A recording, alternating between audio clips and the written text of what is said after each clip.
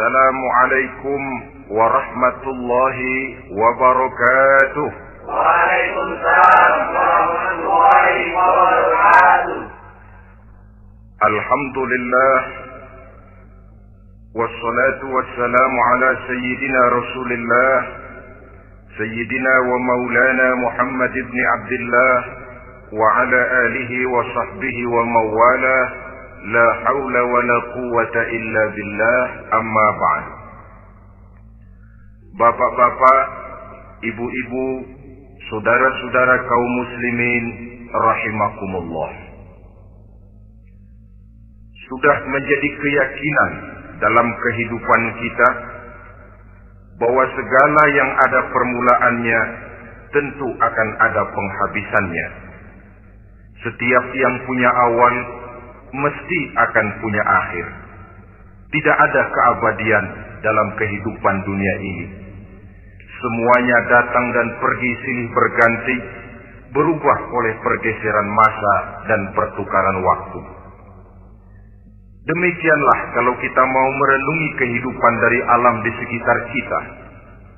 Sejak dari kehidupan tumbuh-tumbuhan, binatang, sampai kepada kehidupan kita, makhluk bernama manusia. Lihatlah kita manusia misalnya.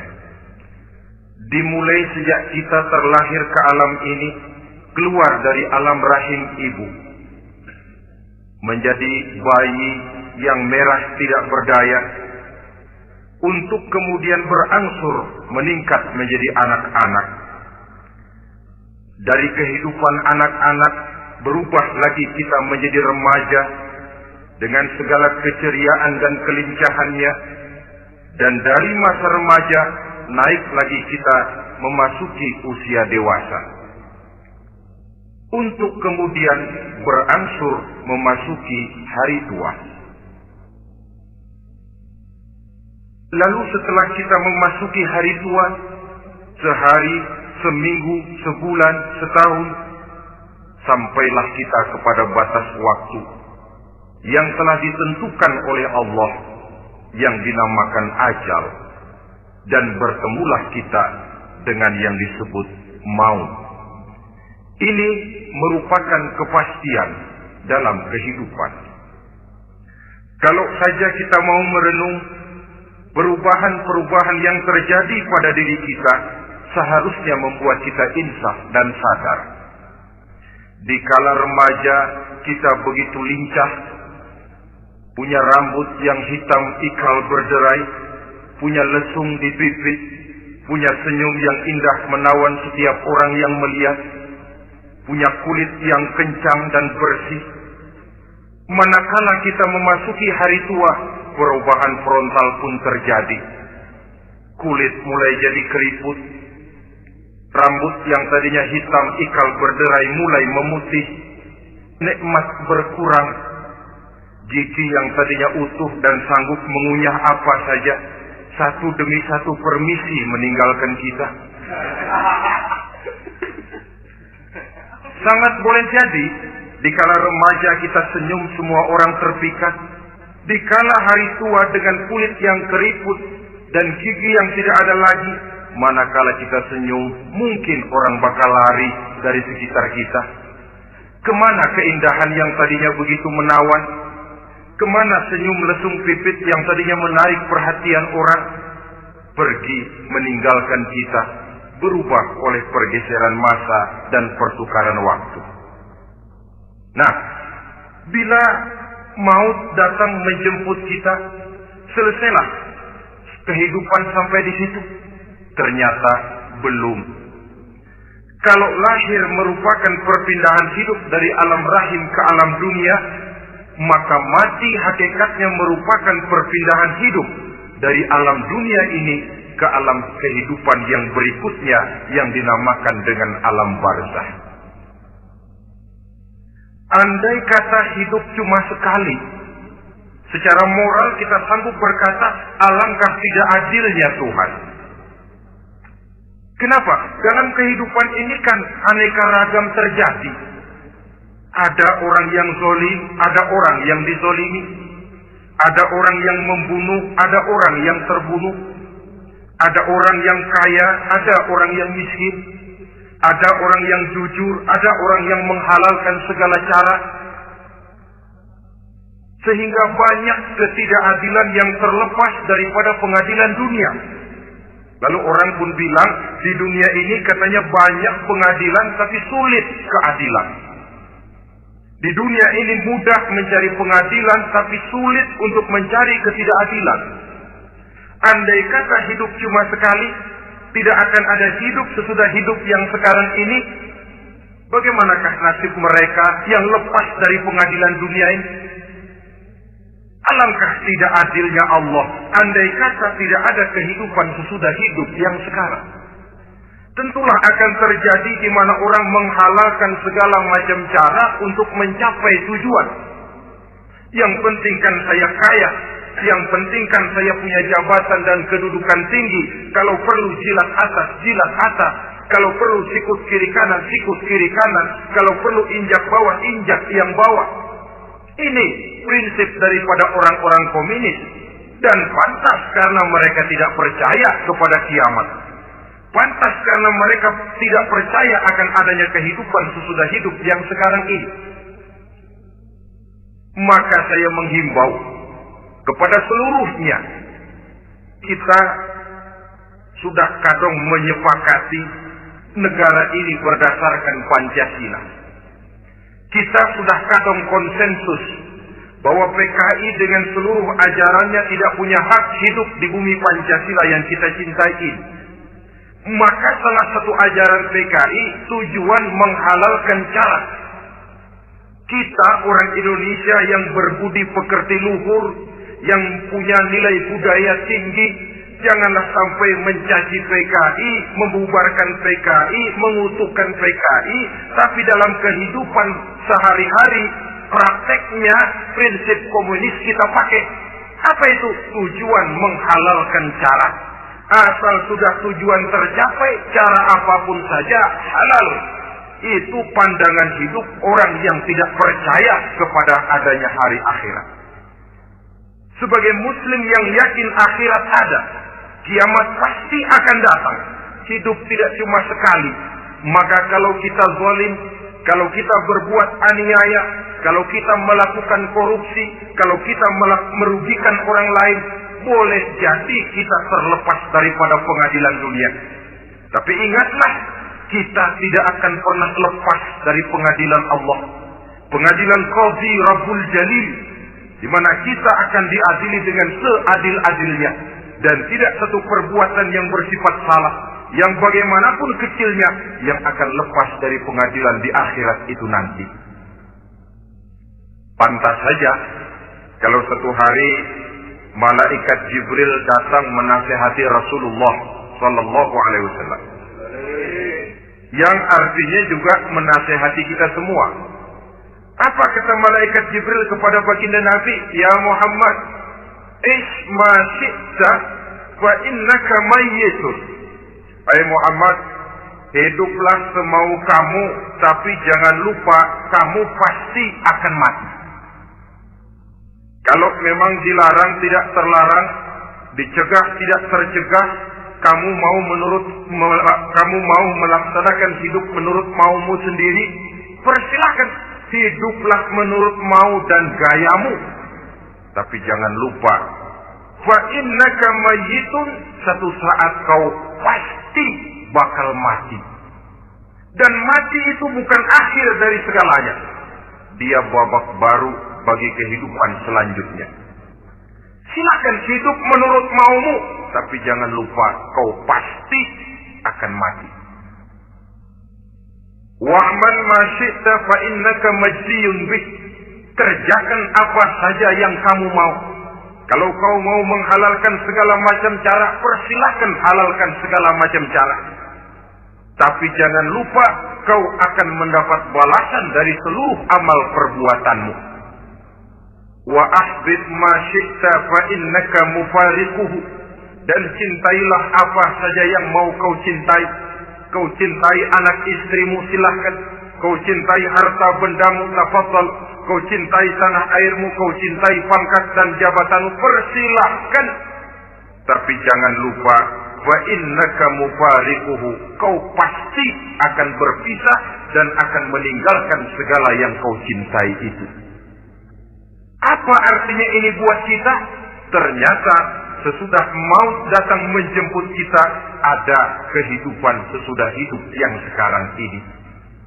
Ini yang mendorong kita untuk dalam kehidupan di dunia ini tidak melakukan prinsip saenake dhewe,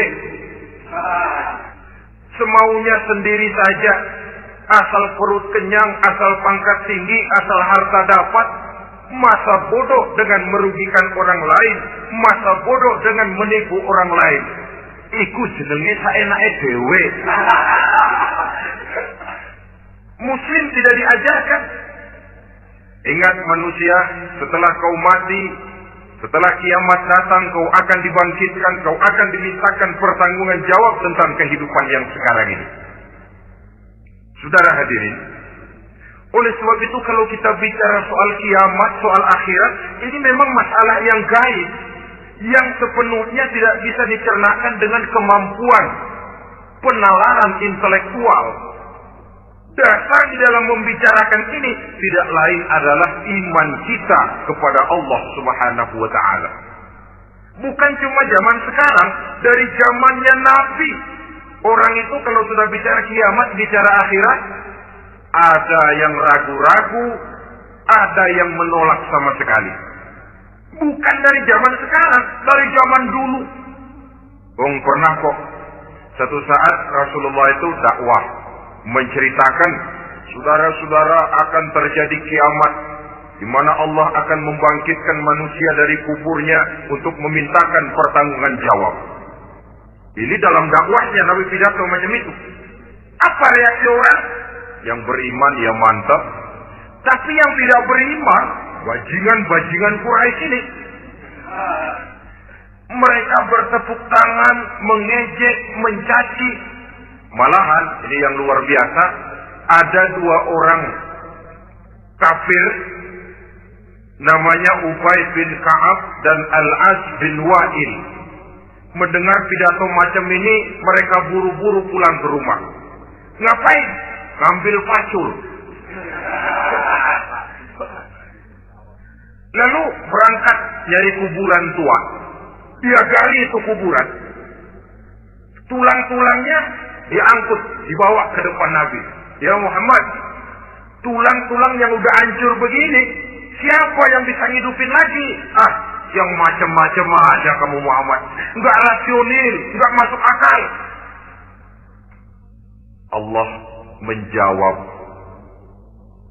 Apa kata Allah? وَضَرَبَ لَنَا مَثَلًا وَنَسِيَ خَلْقَهُ قَالَ مَنْ يُحْيِي الْعِظَامَ وَهِيَ رَمِيمٌ قُلْ يُحْيِيهَا الَّذِي أَنشَأَهَا أَوَّلَ مَرَّةٍ وَهُوَ بِكُلِّ خَلْقٍ عَلِيمٌ. Mereka memberikan perumpamaan kepada kami, kata Allah. Mereka melupakan asal kejadiannya. Mereka bertanya, siapa yang sanggup menghidupkan tulang belulang yang sudah hancur kayak begini? Qul yuhyiha alladhi ansaha awwala marrah. Katakan kepada mereka Muhammad, yang akan menghidupkannya adalah Dia yang telah menciptakannya pertama kali dulu. Kalau Dia sanggup menciptakan, Dia tentu lebih sanggup lagi untuk mengembalikan reproduksi ciptaan itu sebagaimana semula. Yang paling kasihan yang ragu-ragu, akhirat itu ada apa enggak sih? Kiamat itu ada apa enggak sih? Lantaran ragu-ragu, terombang-ambing dia antara harapan dan putus asa, antara kenyataan dan idealisme. Ada yang buta sama sekali 100% terhadap keadaan-keadaan sesudah mati. Perhatian mereka hanya tercurah kepada kehidupan sebelum mati. Yang mereka perhatikan siang dan malam tidak lebih daripada urusan perut. Pergi pagi, pulang sore, peras keringat, banting tulang. Cuma soal makan, soal minum, soal pakaian, soal kendaraan, soal rumah tangga, soal anak, soal istri. Yang mereka pentingkan hanya soal-soal politik misalnya, ekonomi, pembangunan dan industri. Untuk soal-soal kayak begitu, bias betul. Habis seluruh waktu untuk memikirkan, meningkatkan kebudayaan, politik, sosial, ekonomi. Kadang-kadang kurang tidur, kurang istirahat, berkeliaran ke sana kemari ke tempat yang jauh-jauh. Sampai kadang-kadang terkena stres, penyakit darah tinggi, ginjal, lever, untuk memikirkan hal-hal yang semata-mata karena dunia saja. Lantas boleh jadi mereka mendapatkan kekayaan yang berlimpah ruah, mendapatkan kedudukan yang tinggi, nama yang semerbak, dikenal orang di barat dan di timur, di utara dan di selatan. Tetapi alangkah kecewanya mereka jikalau datang ajal menjemput nyawa, mati mereka, meninggalkan harta yang banyak, nama yang masyhur. Mereka disebut dengan jasa-jasanya. Radio memberitakan, TV menyiarkan, koran-koran memuat. Bahkan nama mereka kadang-kadang dikenang 2-3 tahun setelah wafatnya. Tetapi dalam pada itu, roh mereka merintih, mengeluh, menderita, karena dilemparkan oleh Allah ke tempat-tempat yang kotor. Penyesalan yang sudah tidak akan ada gunanya lagi. Saudara-saudara kaum muslimin rahimakumullah. Oleh karena itu, kehidupan akhirat bukanlah dongeng dan takhayul, bukan khurafat dan khayalan. Kehidupan akhirat, hari kiamat, adalah kebenaran dan kepastian. Dalam surah Al-Hajj ayat ke-7, Allah Subhanahu wa taala menyatakan, "Wa anna as-sa'ata atiyatun la raiba fiha, wa anna Allah yab'atsu man fil qubur." Dan bahwasanya kiamat itu sesungguhnya adalah sesuatu yang pasti dan tidak ada keraguan-raguan lagi di dalamnya. Dan bahwasanya Allah sungguh-sungguh akan membangkitkan manusia dari kuburnya masing-masing. Nah, kalau kita sudah yakin kiamat sesuatu yang pasti adanya, akhirat sesuatu yang pasti adanya, dari mana pembicaraan tentang kiamat ini kita mulai? Tentu dari diri kita. Marilah kita mencoba melihat proses perjalanan hidup ini sampai kita memasuki kiamat. Hadirin, tidak ada makhluk secantik manusia. Tidak percaya, pernah ke Ragunan? Saudara masuk ke kebun binatang. Segala macam makhluk ada di situ. Ratusan macam jenis binatang. Bandingkan dengan saudara, kira-kira cakep mana?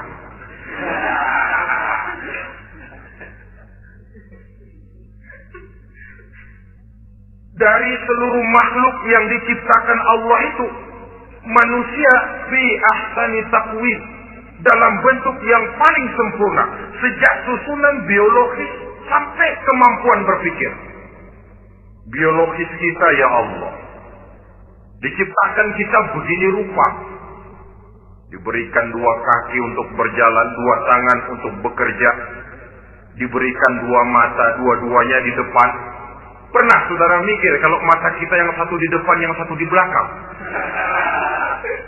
Rasanya nggak laku kacamata.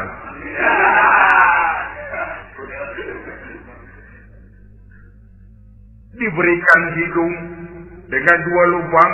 Tahu betul Allah ke bawah lagi lubangnya. Coba pikir kalau lubang hidung kita menghadap ke atas. Aduh, kalau musim hujan repot jagain itu. Laqad khalaqnal insana fi ahsani taqwim. Sungguh telah kami ciptakan manusia dalam bentuk kejadian yang paling sempurna ketimbang makhluk-makhluk Allah lainnya. Nah, kesempurnaan manusia ini oleh karena hidupnya terdiri dari dua unsur pokok. Pertama unsur jasmani dan kedua unsur rohani. Jasad dan roh. Jasad yang terlihat sekarang ini, potongan saudara yang ngejedok di depan saya ini jasad saudara. Ini yang berasal dari saripati makanan yang dimakan oleh bapak ibu kita. Lalu hasil kerjasama yang baik antara ibu dengan bapak, terwujudlah kita. Kalimat langsungnya jasad ini berasal dari tanah yang tadi berubah dari bayi, remaja, dewasa, meningkat hari tua. Yang berubah itu jasmani kita. Kenapa? Karena jasmani itu materi, benda, daya tahannya terbatas. Dia berubah oleh pergeseran masa dan pertukaran waktu. Apa ada orang makin tua makin cakep? Jasmani oleh karena dia materi, dia berubah oleh pergeseran masa dan pertukaran waktu. Nah, yang menyebabkan jasmani itu bergerak karena ada roh di dalamnya. Ini yang menyebabkan kehidupan. Ini yang menjadi sumber kehidupan, pusat kesadaran dan pengertian dalam kehidupan manusia. Tanpa roh dalam diri kita, maka jasad kita pernah lihat orang mati. Itu kalau orang mati, coba perhatikan. Apanya yang kurang? Kupingnya masih ada, tapi sudah tidak sanggup mendengar. Matanya masih lengkap, tapi tidak mampu melihat. Jangankan melihat, terbuka saja tidak. Mulutnya masih ada, tapi sudah tidak bicara lagi. Telinganya cukup, tapi sudah tidak sanggup mendengar. Kakinya lengkap, tapi tidak mampu lagi berjalan. Apa penyebabnya itu? Ternyata jasmani kita, jasad ini, manakala sudah ditinggalkan oleh roh, dia tidak akan bisa berdaya apa-apa. Tidak mampu berjalan, tidak pula berbuat, tidak pula bekerja apapun saja. Saudara-saudara, dua-duanya punya kebutuhan. Jasmani ada kebutuhannya, rohani pun ada kebutuhannya. Jasmani yang jelas perlu makan, perlu minum, perlu tidur, perlu pakaian, dan sebagainya. Nah, apabila saat berpisah datang, ajal sampai, berpisahlah roh dan jasad. Dan itulah yang dinamakan dengan maut. Jadi, apa sih mati itu? Mati adalah berpisahnya roh dengan jasad. Sebab itu Islam sangat menganjurkan kita untuk banyak-banyak mengingat mati. Bagaimana caranya mengingat mati? Pertama, mati itu kan pasti. Kira-kira yang hadir di sini ada yang nggak mati nggak kira-kira? Semuanya bakal mati kan? Berani? Sekarang mau? Saudara, sebenarnya kalau kita merenung lebih jauh, orang itu tidak perlu takut mati. Walaupun tidak boleh terlalu berani menghadapi mati. Karena bagaimanapun takutnya kita kepada mati, toh dia pasti datang. Bagaimanapun beraninya kita mati, kalau belum ajal, dia tidak mati juga. Jadi Muslim itu kan harus berani menghadapi hidup dan tidak takut menghadapi mati. Mati adalah sesuatu yang pasti. Muslim dianjurkan banyak-banyak mengingat mati dalam kehidupan. Caranya bagaimana? Pertama, berziarah nengokin teman yang sakit. Ya? Suka nengokin teman yang sakit enggak? Oh, itu pahalanya kata Nabi. Menengok orang yang sedang sakit lebih afdol daripada sholat sunnah 1000 rakaat. Apa pernah saudara sembahyang sunnah sampai 1000 rakaat? Nengokin orang sakit pahalanya lebih afdol daripada itu. Kenapa menengoki orang sakit mengingatkan kita kepada mati? Iya ya, ini teman saya yang kemarin segar banget, bercanda sama saya, ketawa sama-sama, sekarang terbaring tidak berdaya, hilang kemampuannya, hilang keceriaannya, sakit.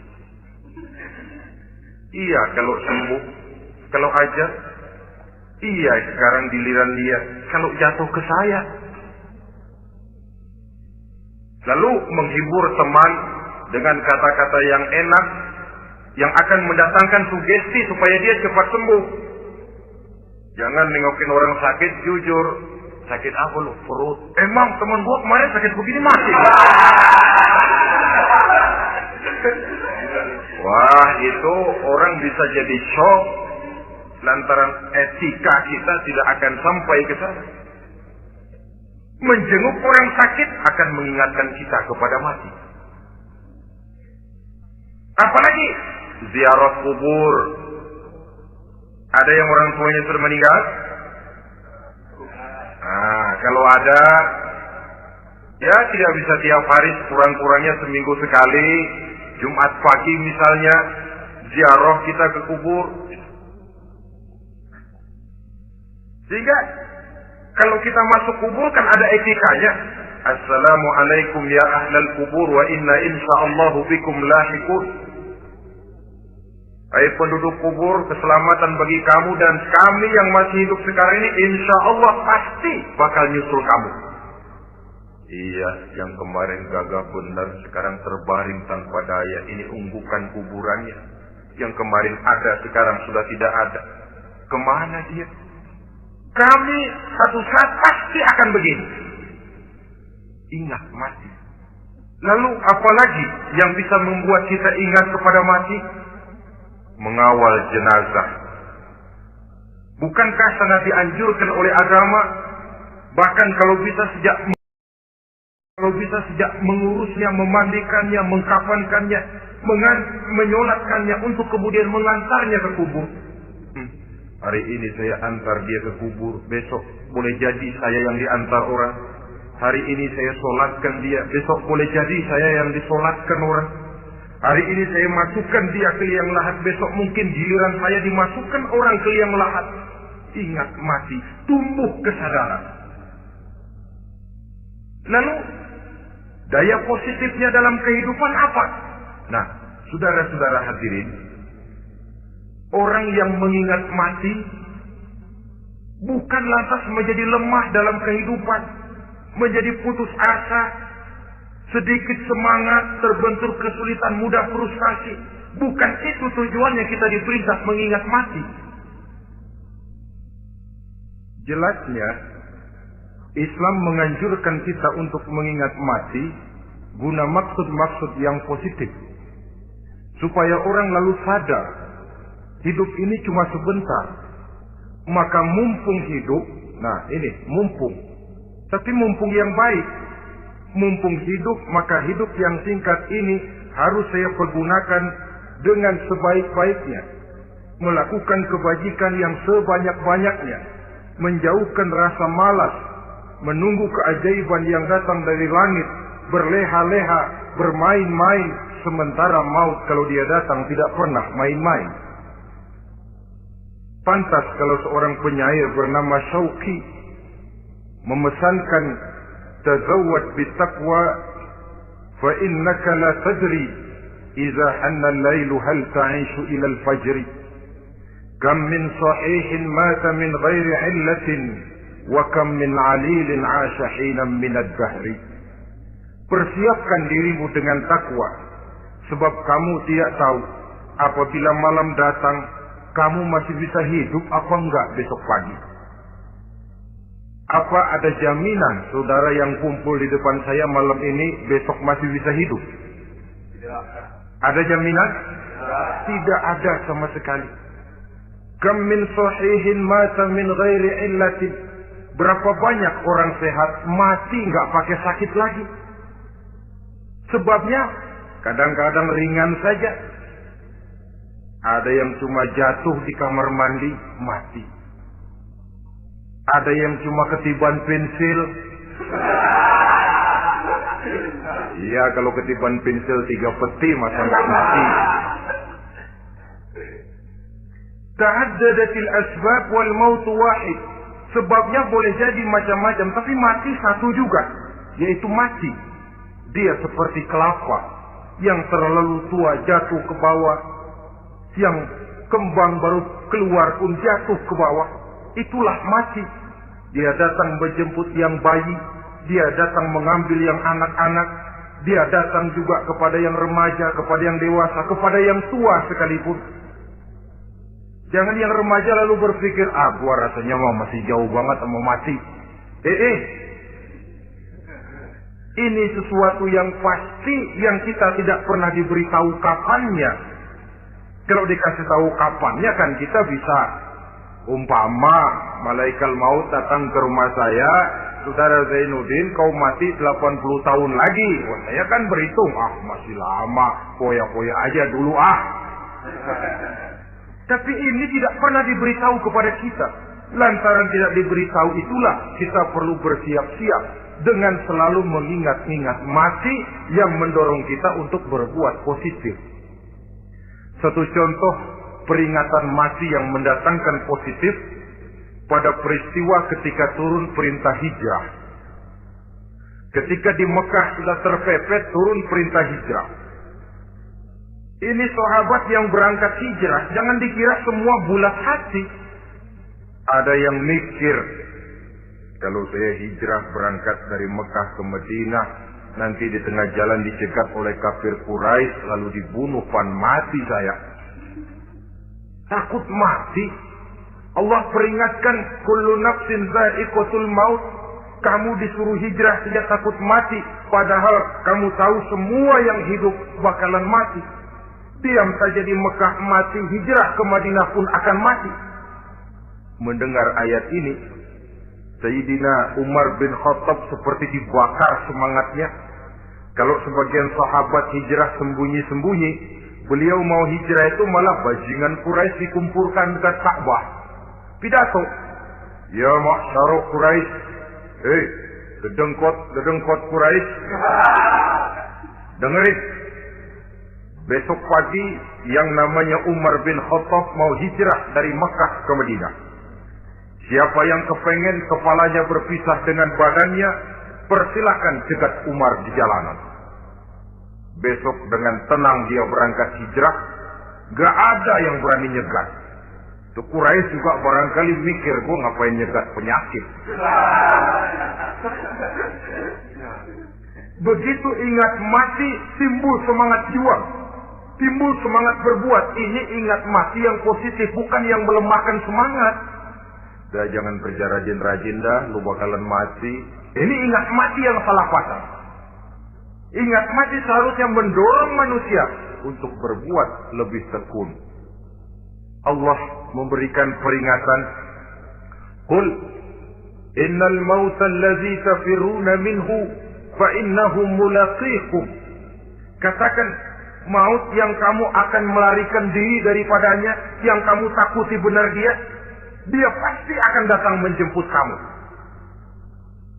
Saudara-saudara hadirin yang saya hormati, datangnya memang tidak kita harapkan yang namanya maut. Tapi sekali dia datang, tidak ada pintu tempat kita lari. Dia memang tidak pernah kita undang.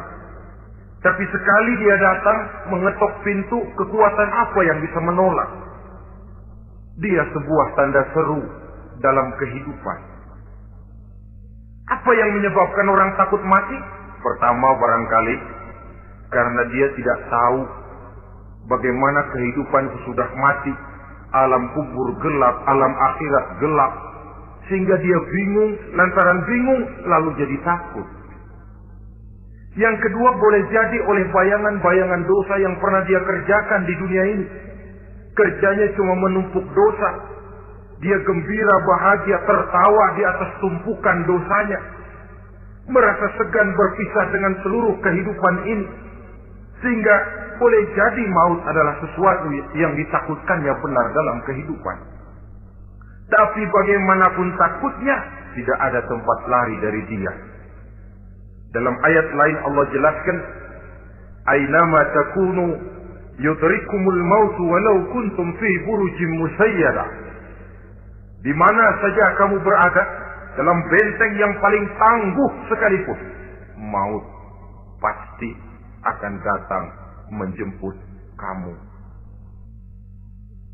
Nah, bagaimana caranya maut datang menjemput kita? Bila datang dia, sang malaikat pencabut nyawa, malaikat Israel namanya, hendak mengambil roh kita. Dalam suasana macam begitu, di akhir kehidupan dunia, dalam berhadapan dengan sakaratul maut, terbagilah manusia dalam dua bagian besar. Pertama, yang menghadapi sakaratul maut itu dengan husnul khatimah, baik di akhirnya, sehingga pada saat ruhnya berpisah dengan jasadnya, kelihatan dia seperti senyum, mukanya cerah. Bahkan sebelum itu boleh jadi dia sempat meninggalkan pesan-pesan yang baik. Ada yang sempat azan, ada yang sempat baca Quran. Pernah kan nemui orang yang mau mati seperti itu? Yang sempat azan, yang sempat baca Quran, yang sempat meninggalkan wasiat-wasiat yang baik. Sebab apa? Malaikat maut datang menjemput mereka juga dengan baik-baik. Dicabut ruhnya perlahan-lahan, tapi sungguh pun perlahan-lahan. Pedihnya, sakitnya tetap tiada tara. Rasulullah Sallallahu Alaihi Wasallam, dikala beliau hendak berhadapan dengan sakaratul maut, diceritakan mencelupkan tangannya ke dalam gelas berisi air, lalu mengusapkannya ke muka beliau seraya berdoa, "Ya Allah, mudahkan saya dalam menghadapi sekarat ini." Beliau juga yang mengatakan bahwa sakitnya sakaratul maut sama dengan 300 kali bacokan pedang. Sehingga kita diajarkan doa, di antara doa selamat itu kan ada, Allahumma hawwin alaina fi sakaratil, ya Allah, mudahkan saya di dalam menghadapi sakaratul maut itu. Ketika ruh ini keluar dari jasad, mata masih mengikuti ruh itu. Jika kadang-kadang ada yang matanya terbelalak dan tidak sempat ditutup, terbuka terus, mengikuti ruh itu keluar dari jasadnya. Adapun golongan kedua, manusia yang ketika berhadapan dengan sakaratul maut mendapatkan su'ul khatimah, jelek di penghabisannya. Sekaratnya sudah setengah mati, lalu jelek juga di akhirnya, mati dalam keadaan yang tidak baik, tidak terpuji. Ada yang lagi megang kartu, mati. Ada yang lagi di tempat ngadu ayam, mati. Ada yang lagi di tempat pelacuran, mati. Ada yang lagi megang botol minuman keras, mati. Nih barangkali malaikat maut gemes banget nariknya, lu bajingan, lu tarik terus. Mati su'ul khatimah. Makanya bagus itu. Kadang-kadang di majelis-majelis taklim kan sering dibaca, ya Allah biha, ya Allah biha, ya Allah bihusnil khatimah. Kan ada itu? Ada enggak? Saudara hadirin, mohon agar oleh Allah kita diberikan husnul khatimah, baik di saat ruh akan berpisah dengan jasad. Ini sesuatu yang pasti. Sang malaikat maut datang menjemput nyawa. Setelah ruh berpisah dari badan, maka tinggallah sang badan. ditangisi oleh semua yang kita tinggalkan, sehingga kepada putrinya Fatimah, ketika malaikat maut datang hendak menjemput baginda Nabi, beliau berkata kepada anaknya, Fatimah, kamu tahu siapa yang datang? Saya tidak tahu, Bapak. Yang datang, hadimul lazat. Itu dia yang menghancurkan seluruh kesenangan dunia. Wa qati'us syahwat, yang memisahkan kita dengan seluruh yang kita cintai. Dia malaikat maut, Pak. Manakala jasad sudah ditinggalkan oleh roh, itulah yang dikerubungi orang. Anak menangis, istri menangis, orang tua bersedih, teman-teman merasa kehilangan, menangisi jasad. Diuruslah jasad kita, dimandikan sebagaimana mestinya, dikafankan dengan kain putih 3 lembar, itu yang hendak kita bawa kembali ke tempat asal kita.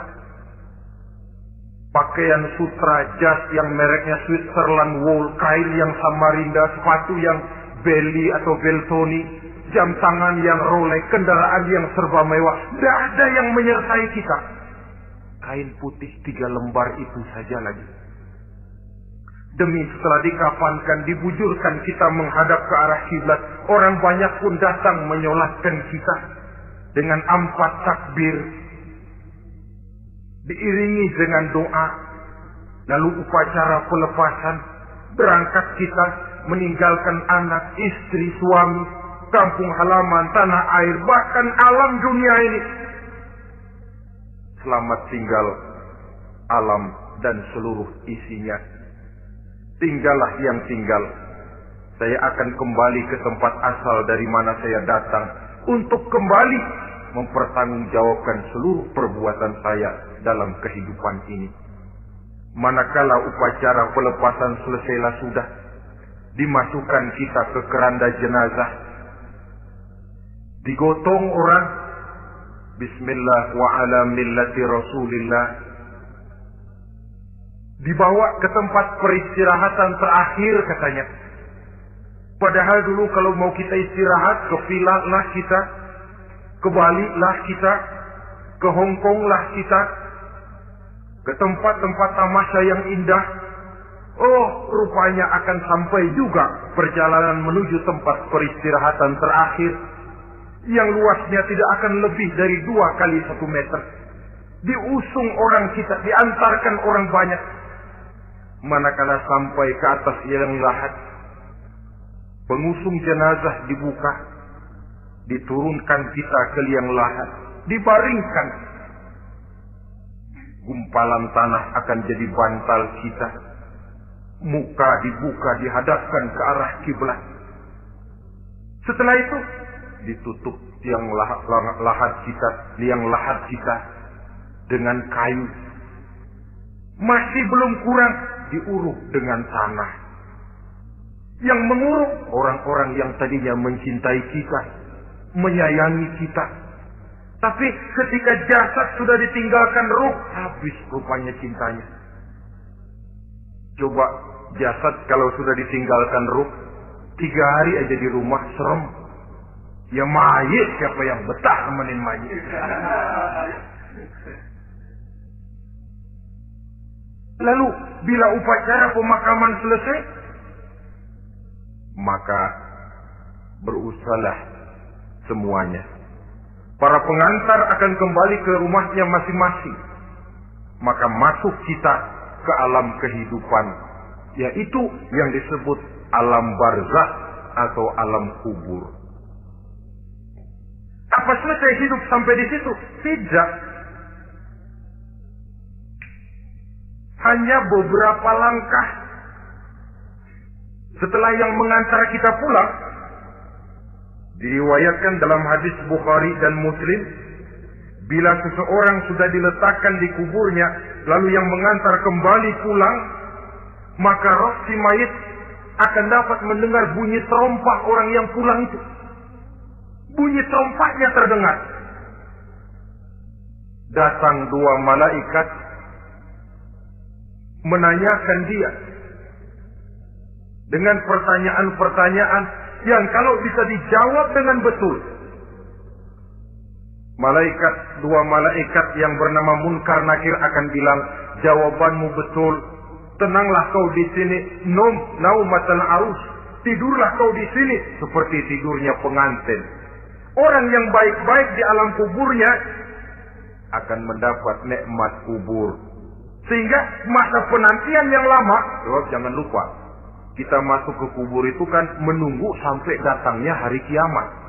Jadi kalau kiamat umpama masih 1000 tahun lagi, ya 1000 tahun kita menunggu. Orang yang baik-baik penantian di alam kubur, kata malaikat, naumatal arus. Tidurlah kamu seperti tidurnya pengantin. Bagaimana sih tidurnya pengantin? Enggak berasa. Iya, kata anak sekarang, endah aja. Begitu mendusin pagi, kata lakinya, malam sebentar bener ya Neng. Sebentar betul katanya malam. Ya tentu saja tidak terasa. Kenapa? Dia tidak pernah memikirkan waktu. Terbawa oleh kenikmatan dan kelezatan yang dirasakannya dalam kehidupan. Tapi orang kafir, orang yang dosanya bertumpuk, tidak sanggup menjawab pertanyaan dua orang malaikat, maka dia akan mendapat azab di alam kuburnya terus menerus siang dan malam sampai datangnya hari kiamat. Ibarat maling ayam ketangkep, belum masuk pengadilan udah dikebukin duluan. Kan begitu kan? Ada maling ayam nggak di sini? Itu yang nyaut tadi pengalaman itu. Di sidang belum divonis, belum digebukin babak belur. Saudara hadirin, maka alam kubur bisa merupakan raudhatun min riyadil jannah. Taman di antara taman-taman surga pun juga bisa merupakan hufratun min hufarin niran, menjadi liang daripada neraka. Ada lagi riwayat yang dari Imam Muslim yang diperoleh dari Zaid bin Sabit. Zaid bin Sabit cerita, suatu hari kami bersama Rasulullah sallallahu alaihi wasallam berada dalam kebun kepunyaan Bani Najjar. Rasulullah sedang duduk di atas keledai. Tiba-tiba entah bagaimana itu keledai terkejut, kaget, berontak, hampir Rasulullah jatuh. Rasulullah kemudian bertanya, rupanya di kebun itu ada kuburan tua, 5 atau 4 kuburan. Rasulullah lalu bertanya, saudara-saudara ada yang tahu nggak ini kuburan siapa? Nggak ada ya Rasulullah. Memang kenapa? Ini penghuni kuburnya lagi disiksa oleh Allah. Andai kata boleh saya mohon kepada Allah supaya kamu dengar seperti yang saya dengar, andai kata saja kamu kuat mendengarnya, saya pasti akan berdoa. Tapi sayang, saya yakin kamu pasti tidak akan kuat mendengar mereka mendapat azab di kuburnya. Hadis sahih riwayat Imam Muslim dari Zaid bin Sabit. Kehidupan di alam barzakh. Pak, iya kalau yang matinya dikuburin. Lah kalau yang matinya diceburin ke laut, dibakar, di medan perang hilang gak ketahuan kemana jenazahnya. Saudara, hilang kek, dikubur kek, di dalam lautan direndam kek, itu kan cuma logika kita.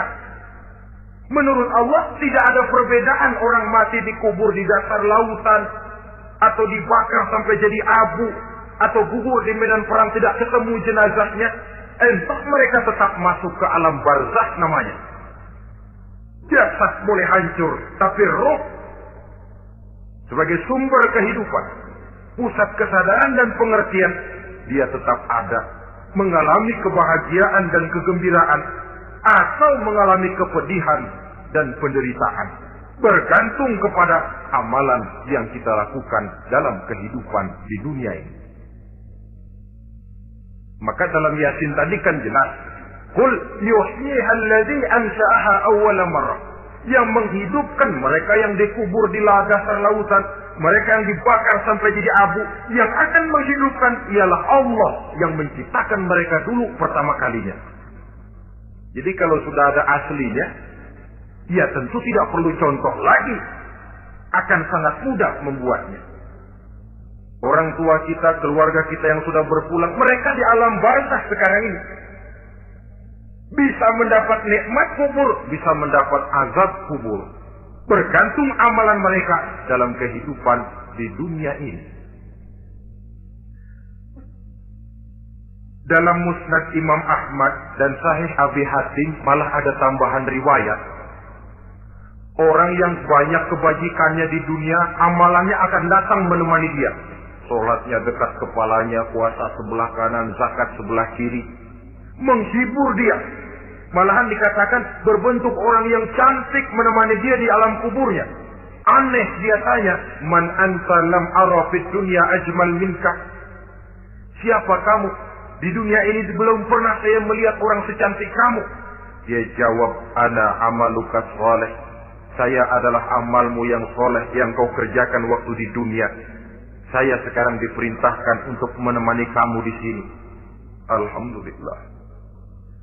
Sedangkan amalnya yang jahat akan datang dalam bentuk yang menyeramkan menemani dia di sana. Bayangin deh, di kuburan ditemenin yang serem-serem. Sama juga di dunia. Di dunia, kalau kita di tempat gelap ditemenin orang cakep, enak nggak? Wah, pengalaman. Tapi coba bayangin, sudah tempatnya gelap, yang nemenin jelek nggak ketulungan, gerah kita. Nah, saudara hadirin yang saya hormati, lalu bagaimana tempat arwah-arwah yang sudah kembali menghadap Allah yang disebut mustaqarrul arwah itu? Macam-macam tingkatannya sesuai dengan profesi dan amalannya waktu di dunia.